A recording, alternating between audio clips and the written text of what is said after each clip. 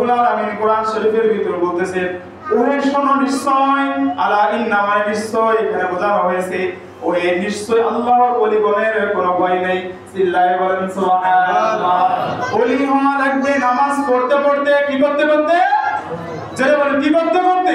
নামাজ পড়তে পড়তে জিকির করতে করতে এই যে খুতবার পরে আমি আপনাদেরকে জিকির করাইছি বলে লা ইলাহা ইল্লাল্লাহ জবান ছেড়ে লা ইলাহা ইল্লাল্লাহ লা ইলাহা ইল্লাল্লাহ লা ইলাহা ইল্লাল্লাহ লা ইলাহা ইল্লাল্লাহু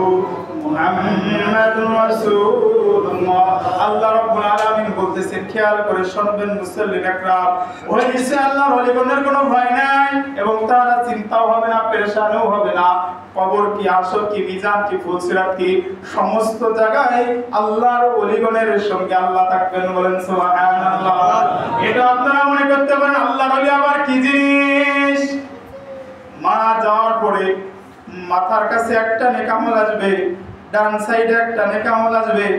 বাম সাইডে একটা নেক আমল আসবে পায়ের কাছে একটা নেক আমল আসবে ফেরেশতা সেই ব্যক্তিকে জিজ্ঞাসার জন্য ডাকতে চাইবে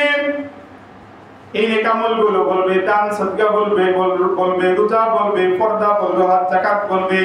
এই বান্দাকে তুমি দেখো না তুমি বিরক্ত করো না এই ব্যক্তি হচ্ছে আল্লাহ ওলিগণ বলেন সুবহানাল্লাহ এইজন্য হযরত পেয়ারা হাজিরিন বেশি বেশি আমল করে